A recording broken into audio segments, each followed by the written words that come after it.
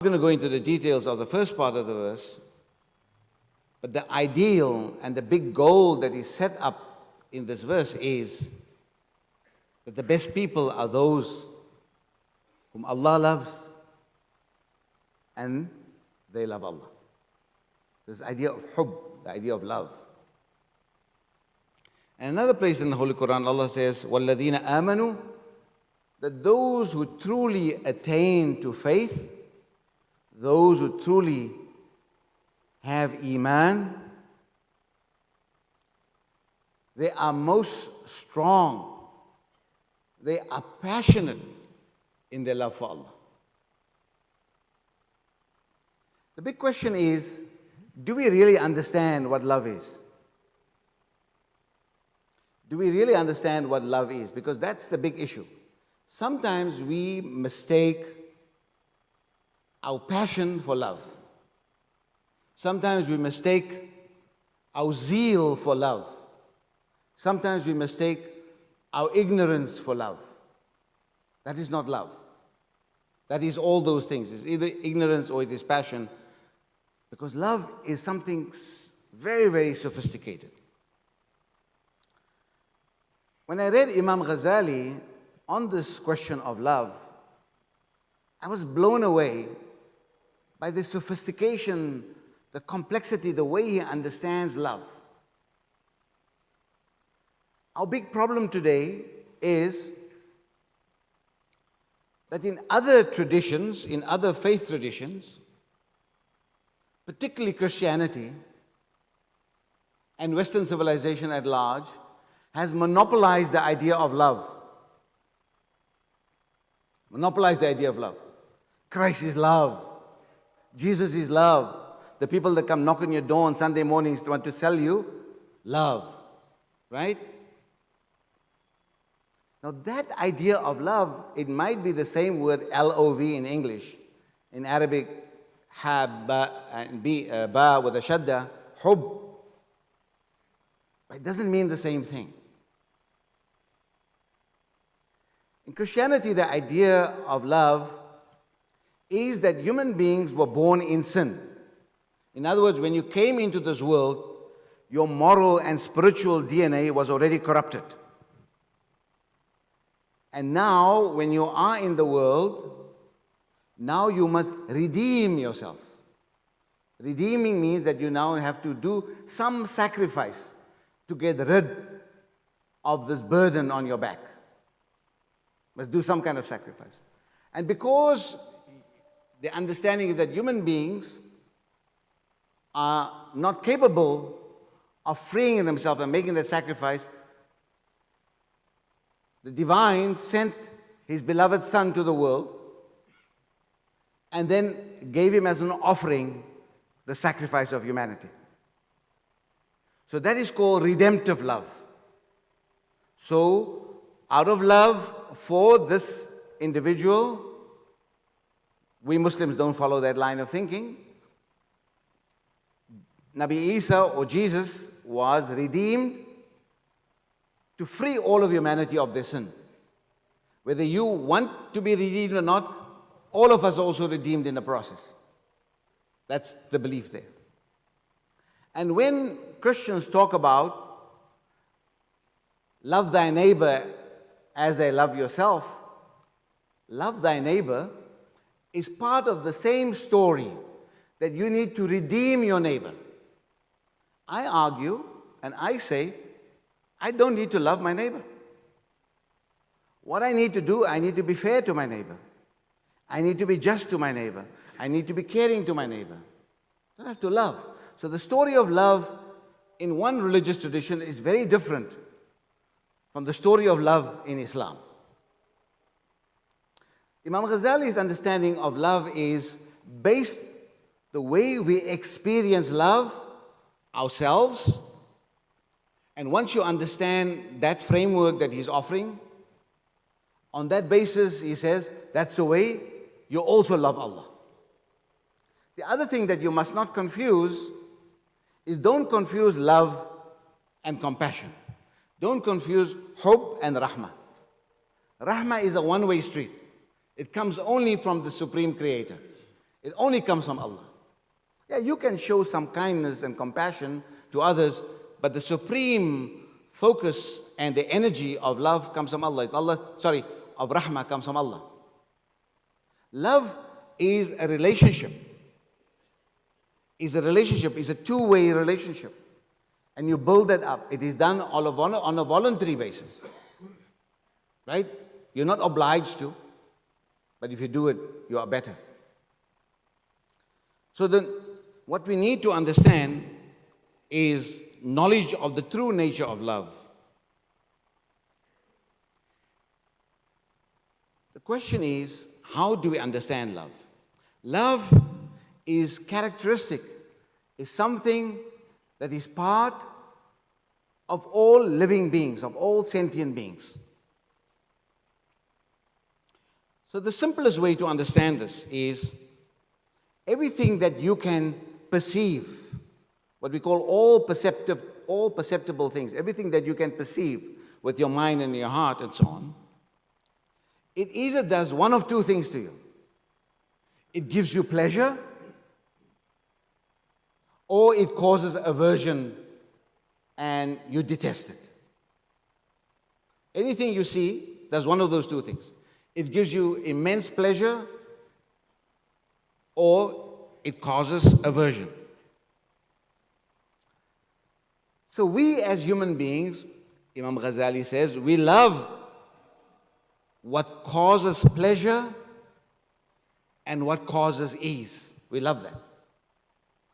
Instead of you walking 10 miles home, if I give you a ride, it'd be much more easier for you. You like it, right? Or 10 kilometers. And you detest, you don't like what causes pain. So love is expression of the natural inclination of what is pleasurable. When this love is intense on a very high level, we call it ishq. We call it passionate love. And when you detest something intensely, you call it maqt. The Nabi sallallahu alayhi wasallam said, 3 things of this world of yours have been made lovable to me.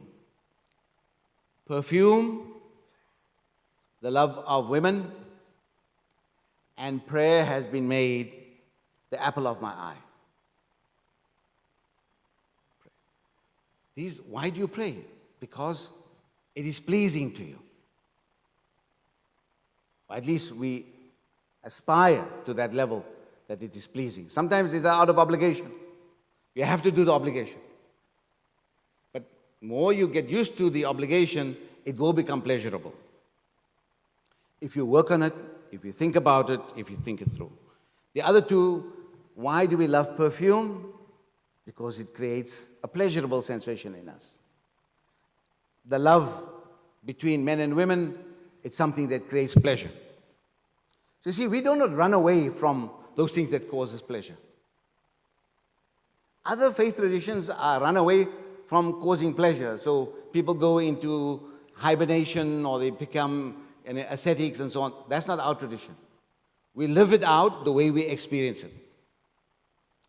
And we can experience love through smell, through touch, and things that we experience in the heart. So love means the inclination of the heart towards something. So Imam Ghazali is very, very sophisticated, gave us a framework to understand how we experience love. These are based on 5 points. Imam Ghazali says, the first thing that we do, we love because we love ourselves. How about that? We love because we love ourselves. Most of you say, oh. Most people go gasp at that. Because you don't understand how important it is. You love somebody else because you know how to love yourself. What does it mean to love yourself? Imam Ghazali says, no one, not a single one of us would like to die. Not a single one of us would like our existence to be extinguished. We want to exist. We want the continuation of our existence. Therefore, we have families. We want our name to be continued, either through our children or through some great work that we leave behind. If you don't have families, you can invest and do good for humanity. That's the first form of love. And it makes a very, very interesting point. He says the only time that you might no longer want to continue is when the agony of living exceeds the pleasure of living.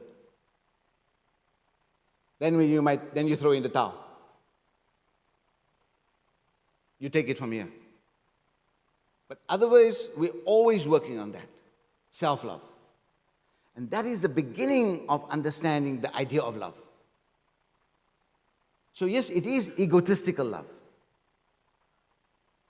But it is not narcissistic love. Narcissism, which is a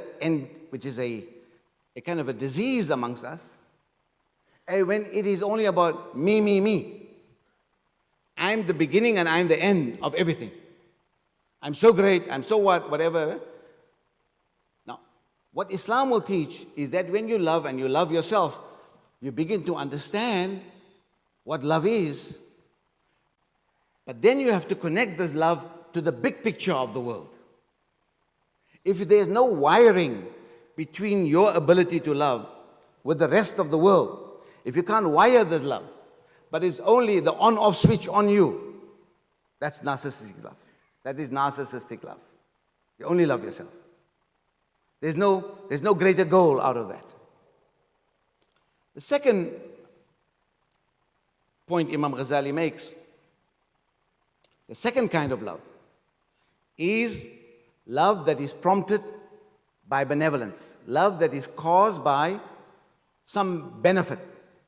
Somebody does you something good, ihsan. So, someone does you something, someone gives you a gift every week, someone helps you out. You develop a love because that person has done you something good. So that's called benevolence or benefaction. Someone benefited you, gave you a benefaction. So that's the second form. Right? There's going to be a test when we leave, if you can remember all 5 points of love. The first one is that we love ourselves. And because we all want to perpetuate our existence. Number 2, we love those who benefit us.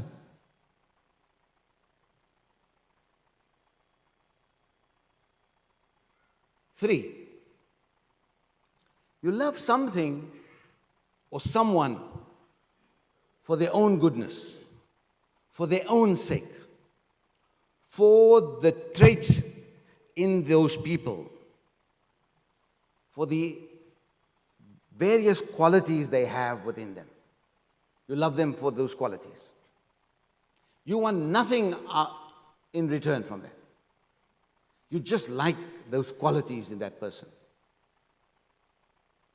You just like the ability of that person to play with the soccer ball.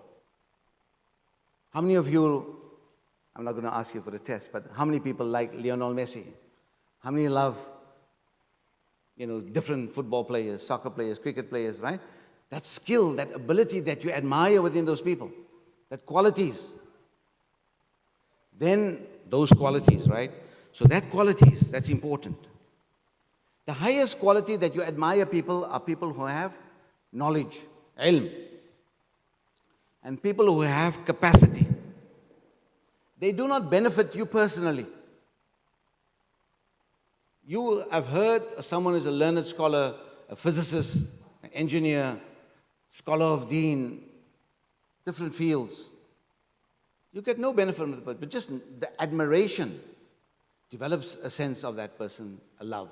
You want to read more, you want to study more, you want to figure out, you want to follow every game that the person is involved in. These are the skills that you do. So you get nothing in return. Maybe the joy, maybe the pleasure, right? Because what is love? Love is something that gives you pleasure. So you see the skill of the football player, you see the skill. The fourth is, you love beauty and goodness. And these things evoke love by themselves. And beauty and goodness have an effect on you, on your outward posture and on your inward posture. So when you see a beautiful garden, a beautiful scene, your face lightens up. But then there's something else that happens. Your heart has a certain feeling. You feel joyful all day long. That is because you have now translated that internally. You have now seen with the outer eye, but you've also now seen with the inner eye. So that's the fourth form of love.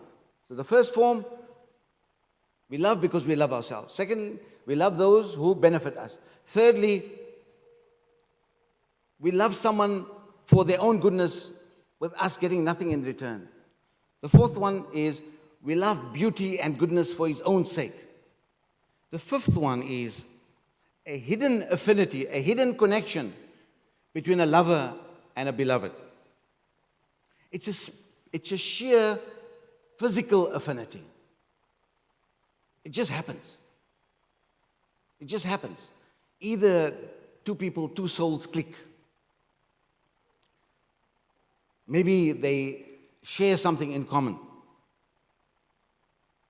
And so the biggest thing about love is we have what we call affect, feeling.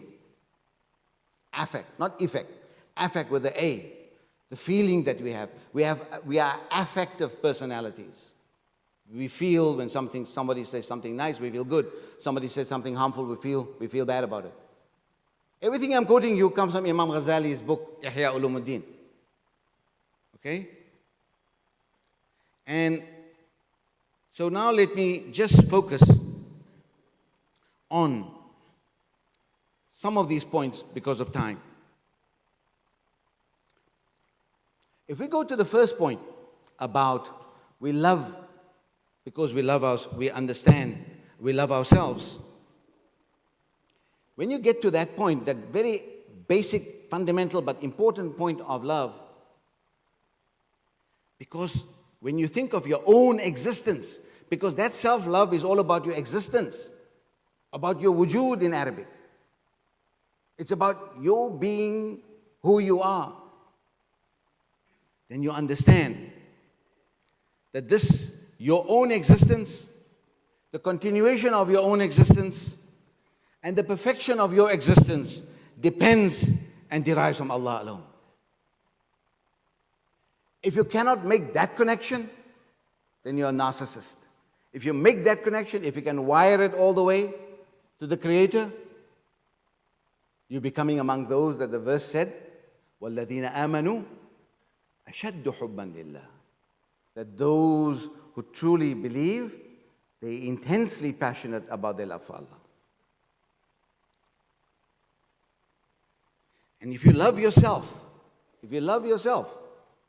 then you will indeed love the one on whom you are dependent for your inner existence. Love is the fruit of knowledge of Allah. If you're exposed to the benefit of the sun, then you will also know how important the shade is. And you'll love the trees that give you shade. And everything that provides you a shade. And then you understand that the shade itself is a product of Allah. I think the second one about, love of the benefactor is quite obvious. Why we love someone that give us benefaction and profit us.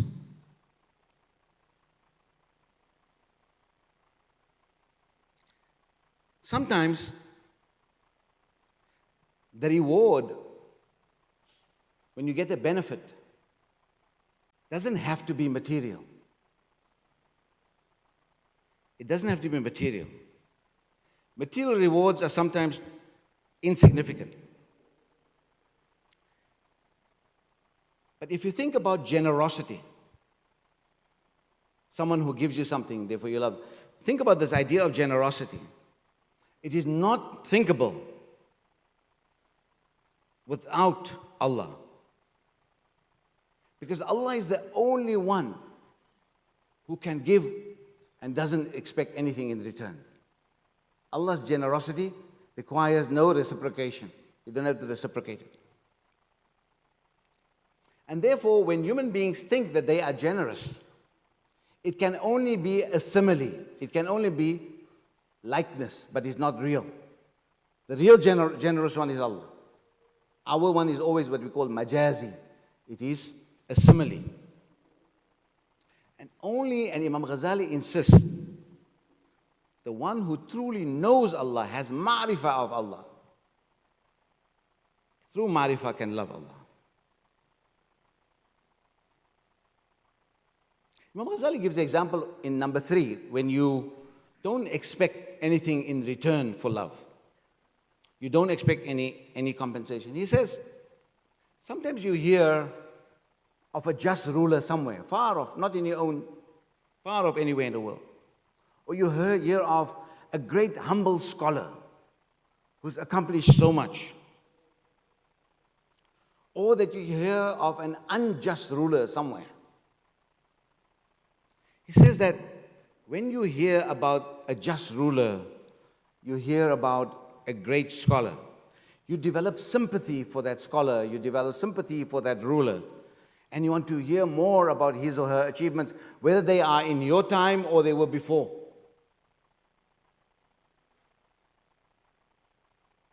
Or you develop disgust and antipathy for those who are unjust. You love that person, even though you get zero benefit out of it. You don't even live in that country.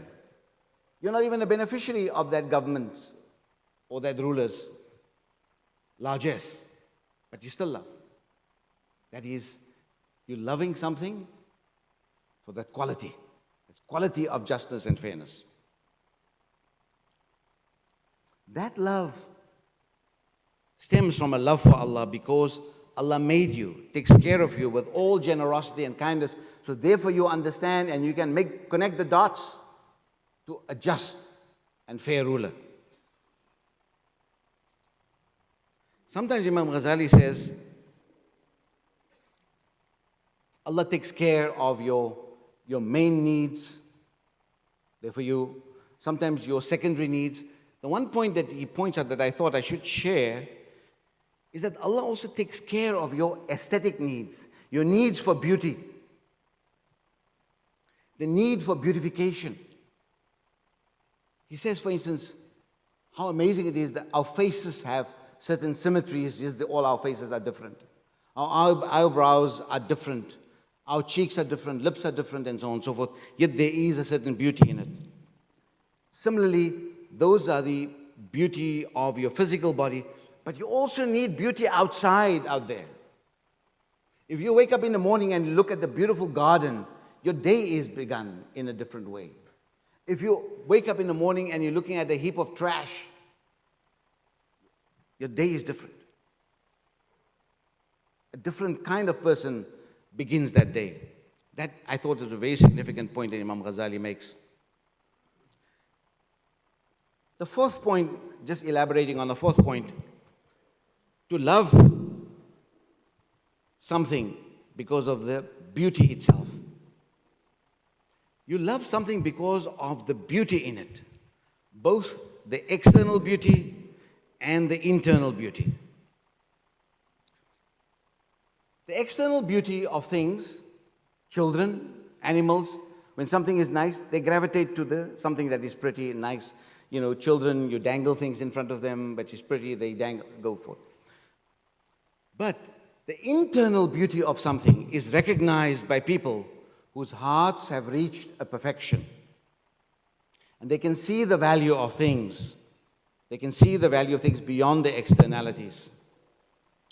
People who can only look at the outside of things, they cannot truly appreciate the inner meaning of things. So Imam Ghazali says, those who appreciate beauty beyond the superficial is like, for instance, your love for prophets, your love for learned scholars, your love for our Nabi Muhammad sallallahu alayhi wasallam, your love for the founder of your school, whether it's Imam Shafi'i or Imam Abu Hanifa or Imam Malik, Imam Hanbal, Imam Ja'far as-Sadiq, whatever it is, that love. Because there's a certain beauty in it. You do not love those figures or those persons because of their forms, of their skin color, of their flesh. And it's not always the actions of them that you love, but you love something deep inside them. You love something deep inside them. You love their character. You love the values they stand for. Imam Ghazali gives a beautiful example, several examples. He says, if you love a poem, a line of poetry, you love the writing of an author, you love the work of an artist, you do not love the work so much as you admire and you love the beautiful inner qualities in that person who produced the writing, who produced the poem, who produced the artwork, who produced the magnificent architecture. That's what you admire. And then Ghazali pushes this whole analysis to the next level. And the next level is very important. You must understand the power of beauty. Ghazali says, this ability within you to love beauty for itself and for its own reality is connected to two important things, two main qualities in humans. This sums it up all. Human beings have the capacity to know, ilm, knowledge. And second is the capacity of power. Now don't think of power here as someone that can tell a child sit, or you can boss people around. Power means the ability to persuade, the ability to attract people. That's what power is. The ability to complete. The fact that you woke up this morning to go to work, that ability to complete a job, that is power. You to step into, that is power. The fact that you can make other people love and give you affection, that is power. So power is not brute power. Power is extremely subtle. Power is extremely sophisticated. Qudra, ilm and qudra. Michel Foucault taught us these things in the 20th century. Ghazali said that 900 years ago. 900 years ago. Problem is that we as Muslims, we don't read. We don't appreciate beautiful things. And it's not my chance to scold you here, but to invite you to read. And that we don't know the gems within our own tradition. We don't know the gems within our own archives in our libraries. What an amazing analysis Imam Ghazali does. If you think of all these things, you realize the big secret staring you in the face. Allah is the greatest knower who made all this possible. And Allah is the greatest power that made all this possible. We are here, but for Allah's power and Allah's great wisdom and knowledge that put us here. So, in conclusion, time is against us. In conclusion, we need to understand love in these terms, that love and our love for Allah is based on our experiences of love on a daily basis. We need to investigate these 5 points that I just shared for you. Each one of you or people that you know to sponsor to do research on these elements so we can have a sophisticated. Imam Ghazali started the ball rolling. Many scholars did that work, but we need more work on that. so that this becomes part of our everyday knowledge. This is the things that you teach people and children in the schools, in the madrasas, in every other place. This become part of who we are. And we understand that our love is not redemptive love. Our love is one that is based on knowledge and the ability to realize and to complete and to develop power and the capacity to deliver on things. And therefore, our ability to love Allah and this love, the way we experience it, is automatically connected to our love of Allah. So it's all an integrated package. There's no separation. And so next time, when people come and invite you to love, you will have 5 points that you will be able to counterpunch and say, we also have love, and this is how it is. Come join us in the deen that encourages love. I thank Allah for this great opportunity to talk to you. I hope my words have reached a home in your heart, and that we will continue the message of love and affection amongst us. أقول قولي هذا وأستغفر الله لي ولكم ولسائر المسلمين فاستغفروا إنه تعالى جواد كريم ملك بر رؤوف رحيم.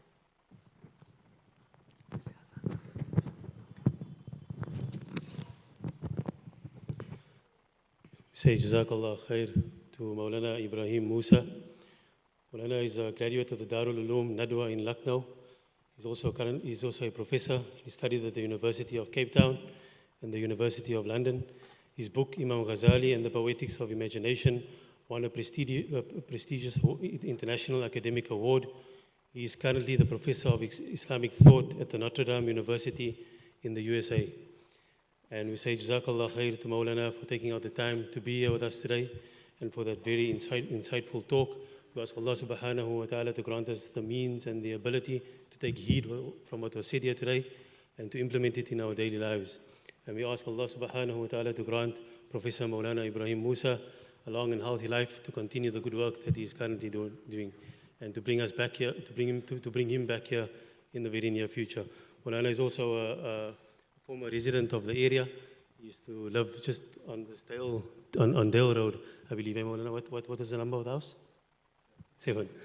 Moulana used to live at number 7 Dale Street. So we welcome him back here to this area and to the community. There's just one announcement. The musallis that are using the toilets, we do have somebody that is cleaning the toilets. So every time somebody uses the toilet, it gets cleaned before the next person goes inside. But the gentleman has complained that the musallis are making wudu at the toilets.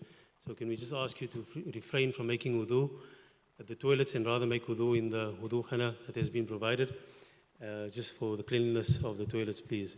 And before the adhan goes, can we just ask the musallis please to stand and fill up all the gaps from the front before the adhan goes. Jazakallah khair.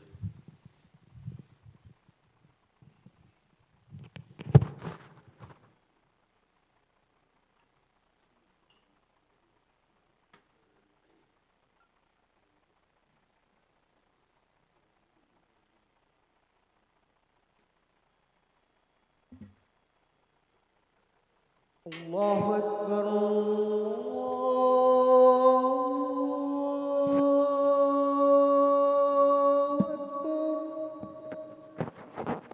الله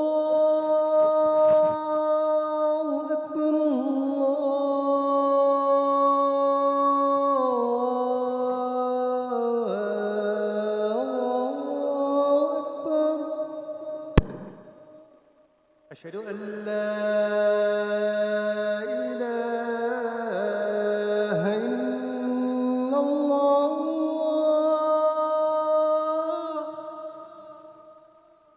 أشهد أن لا إله إلا الله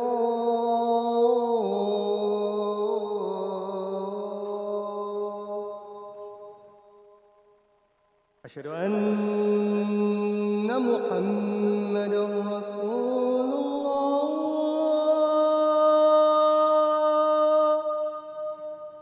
أشهد أن محمدًا رسول الله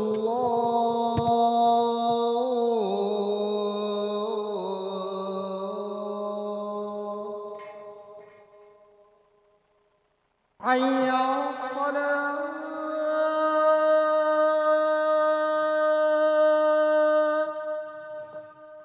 حي على الصلاة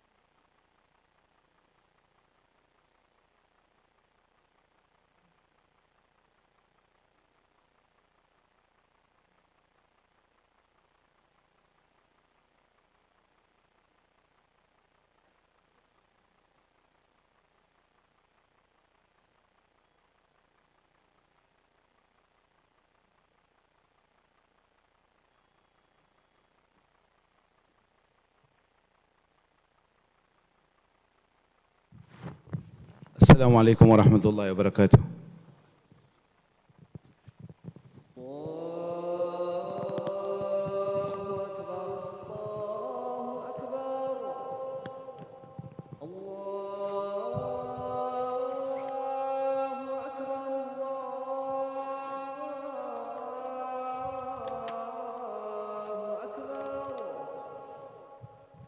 أشهد أن لا إله إلا الله.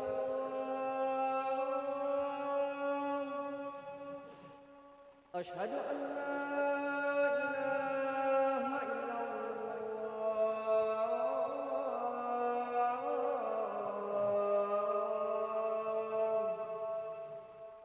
أشهد أن محمدًا رسول الله. أشهد أن محمدًا رسول الله.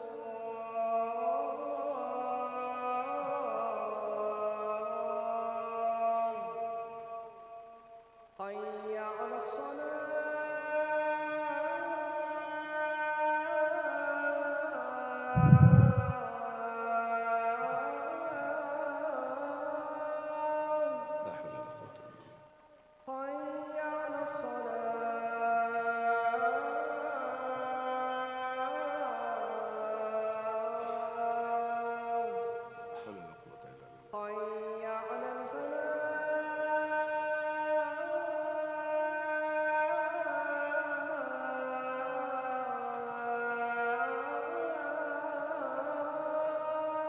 لا حول ولا قوة إلا بالله. حي على الفلاح.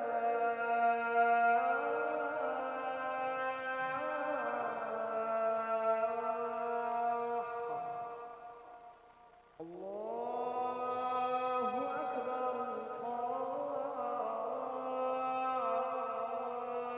الله أكبر. لا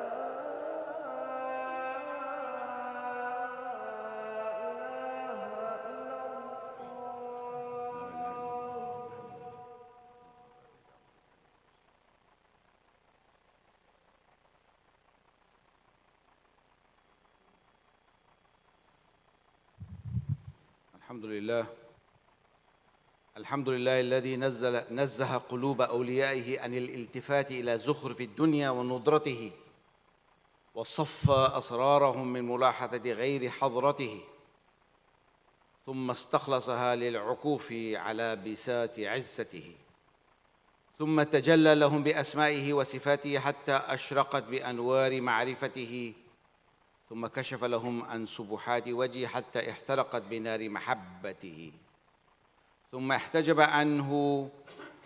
احتجب عنها بكنه جلاله حتى تاهت في بيداء كبريائه وعظمته، فكلما اهتزت لملاحظة كنه الجلال غشيها من الدهش ما أغبر في وجه العقل، وكلما همت بالانصراف آيسة نوديت من سرادقات الجمال: صبرا أيها الآيس عن نيل الحق بجهله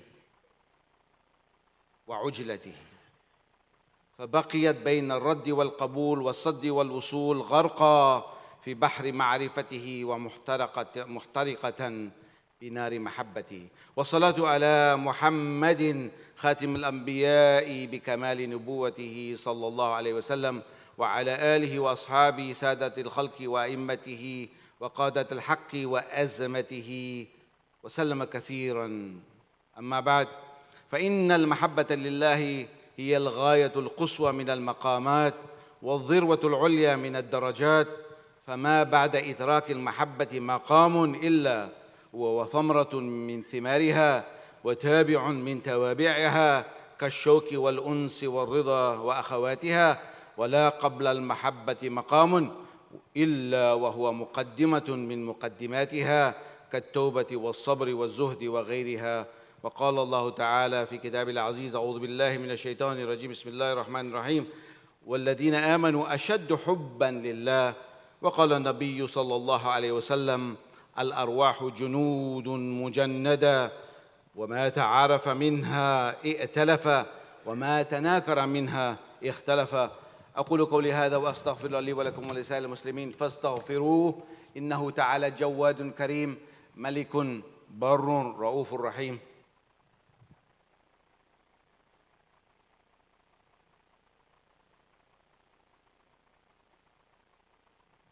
الحمد لله حمدا كثيرا طيبا كما أمر، ونشهد أن لا إله إلا الله وحده لا شريك له، ونشهد أن سيدنا ونبينا ومولانا محمد عبده ورسوله أرسله بالحق بشيرا ونظيرا، من يطيع الله ورسوله فقد رشد، ومن يعصيهما فلا يضر الله شيئا.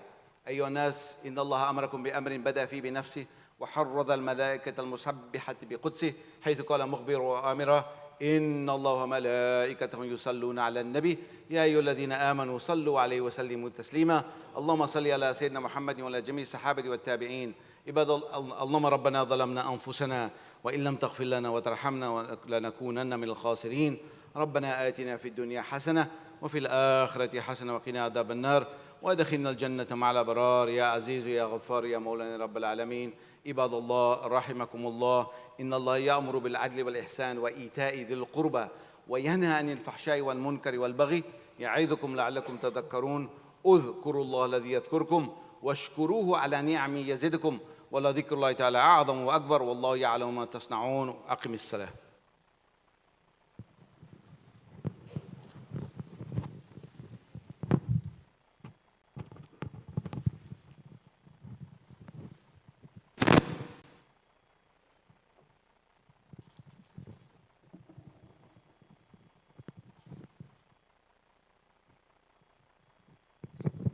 Just ask the brothers to please come on my left-hand side. It's quite a bit of space here in the main masjid, and on my right-hand side as well. There's quite a bit of people standing outside as well. You can come forward.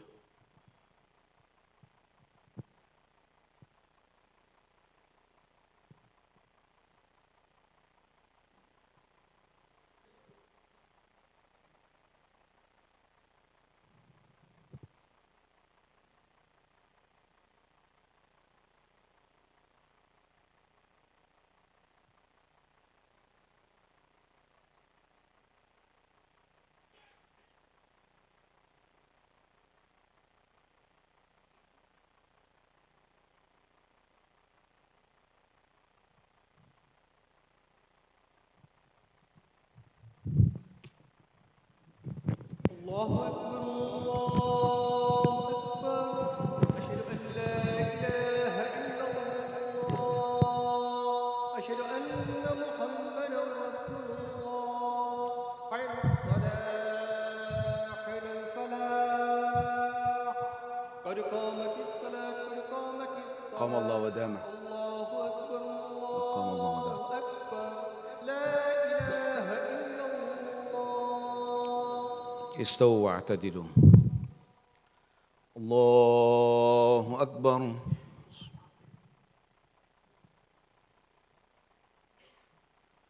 الحمد لله رب العالمين، الرحمن الرحيم، مالك يوم الدين، إياك نعبد وإياك نستعين. اهدنا الصراط المستقيم، صراط الذين أنعمت عليهم غير المغضوب عليهم ولا الضالين.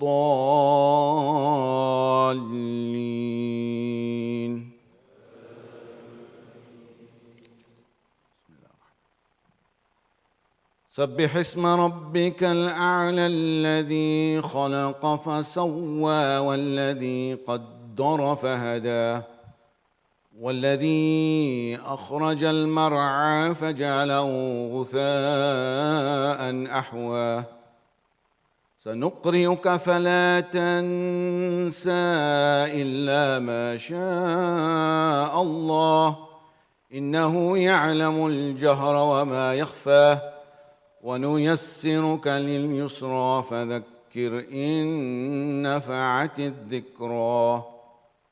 سيذكر من يخشى ويتجنبها الأشقى الذي يصلى النار الكبرى، ثم لا يموت فيها ولا يحيا. قد أفلح من تزكى وذكر اسم ربه فصلى، بل تؤثرون الحياة الدنيا والآخرة خير وأبقى إن هذا لفي الصحف الأولى صحف إبراهيم وموسى. الله أكبر.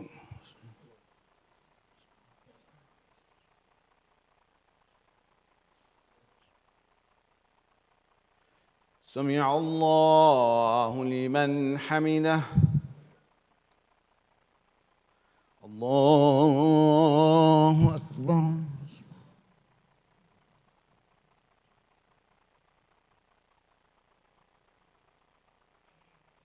الله أكبر. الله أكبر.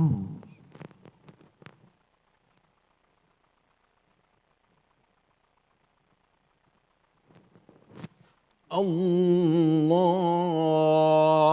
أكبر. الحمد لله رب العالمين الرحمن الرحيم مالك يوم الدين إياك نعبد وإياك نستعين اهدنا الصراط المستقيم صراط الذين أنعمت عليهم غير المغضوب عليهم ولا الضالين.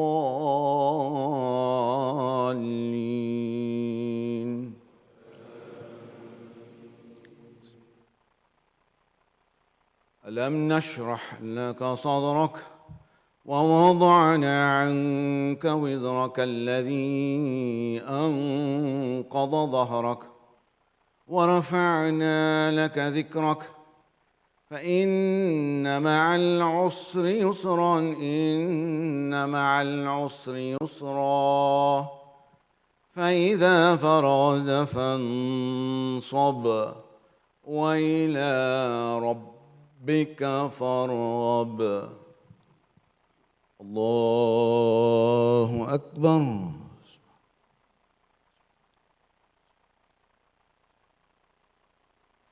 سمع الله لمن حمده. الله أكبر.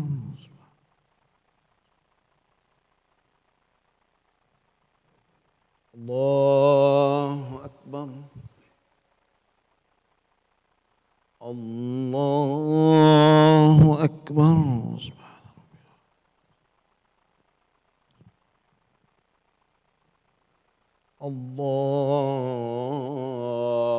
الله أكبر.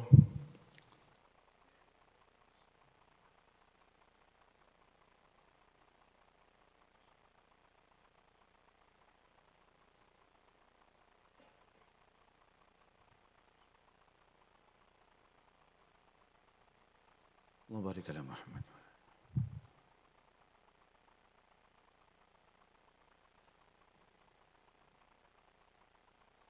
السلام عليكم ورحمة الله.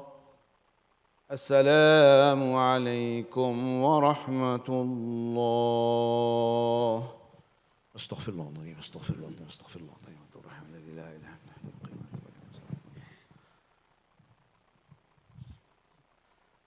استغفر الله العظيم. استغفر الله العظيم. الرحمن الذي لا إله إلا هو. اللهم ربنا ظلمنا أنفسنا وإن لم تغفر لنا وترحمنا لنكونن من الخاسرين. ربنا لا تؤاخذنا إن نسينا أو أخطأنا. ربنا ولا تحمل علينا إصرا كما حملته على الذين من قبلنا. ربنا ولا تحملنا ما لا طاقة لنا به واعف عنا واغفر لنا وارحمنا أنت مولانا فانصرنا على القوم الكافرين.